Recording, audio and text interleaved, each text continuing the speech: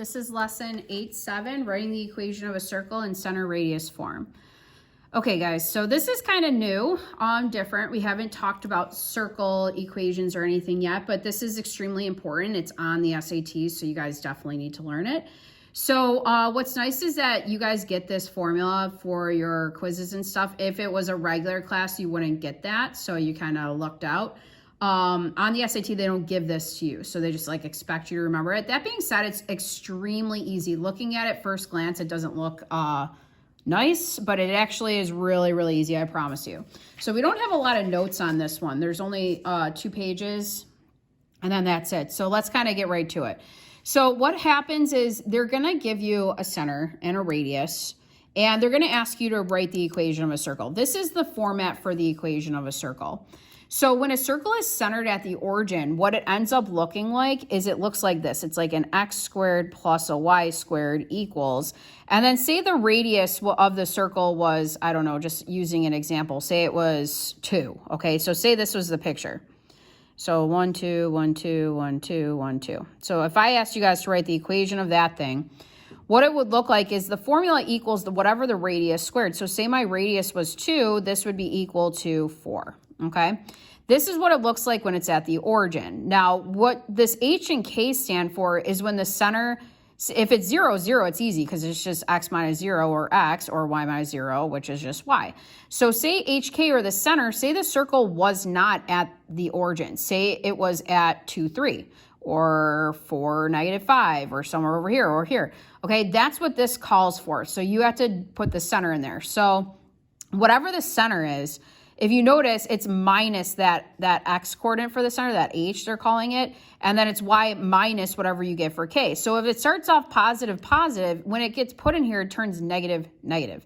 So the vice versa would happen. Like say, for example, you had -1, -1. It would be x minus a -1, or really x plus 1. And that would be squared plus y plus 1 squared. Okay, equals whatever r squared is.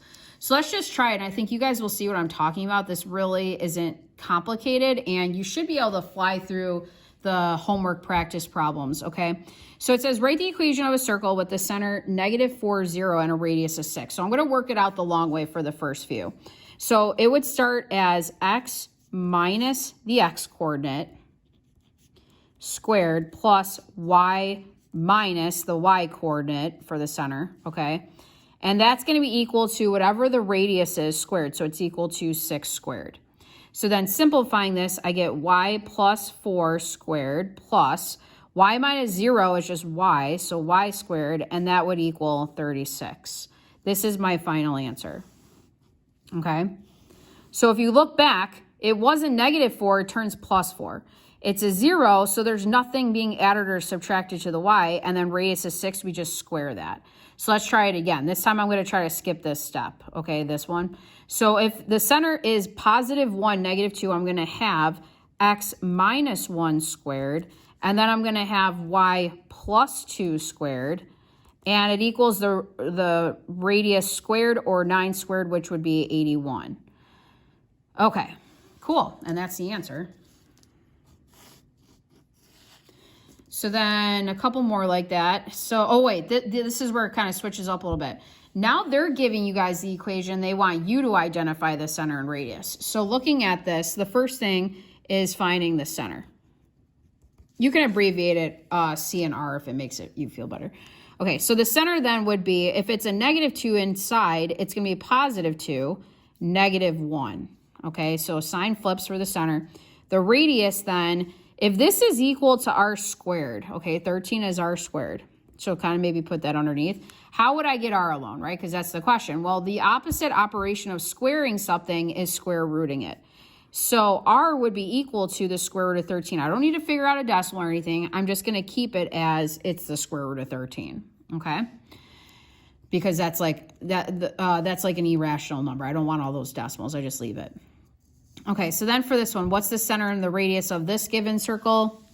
So let's see, my center would be a -5, -2, because it's plus plus, so minus minus. And then my radius, if this is equal to r squared equaling 100, if I square root both sides, I get 10. Okay, so my radius would be a 10.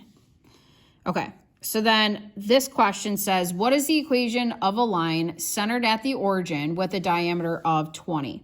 So again, if it's the origin, there's nothing being added to x or y. So it just stays x squared plus y squared, which is kind of nice. So if the diameter is 20, the radius is going to be half of that, or 10. So in the formula, I still need to square that. So 10 squared would give you 100. So this is what the equation would look like of a circle centered at the origin that has a diameter of 20 or a radius of 10, okay? So if you guys turn the page, then we have graphs. So it says, write the equation of the circles pictured below. So in other words, in order to write the equation, you have to identify the center and the radius or else you can't do it. So starting with this first example, the center's kind of actually labeled for you already. So my center, I'll just put it as C, is 3, -4. My radius, all I got to do is go from the center and go either left, right, up, or down, but like just count it out. Like you guys have a graph, and this is going to most likely always be a nice number. 1, 2, 3, 4, 5. Okay, so my radius is 5. So writing the equation of that now, I'm going to focus on these two numbers because this is all that makes up a circle. So I have x minus 3 squared plus y plus 4 squared would equal r squared, or 25. Okay, and that's my answer for that one. So for this one, it's not labeled this time, so I got to find it myself. So in this case, my center on this one is going to be the coordinate -1 up 3. My radius, I'm going to just go this way, is a 3.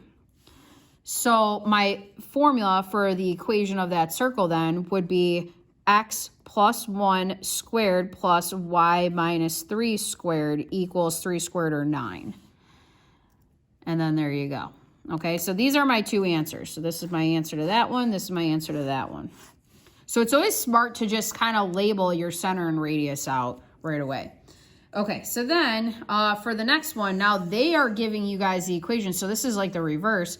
They're giving you the equation. They want you to identify the center and radius and then graph it afterwards. Okay, so starting with the first one here, the center, since there's nothing being added to x or y, the center would just be at the origin. So this is going to be your center.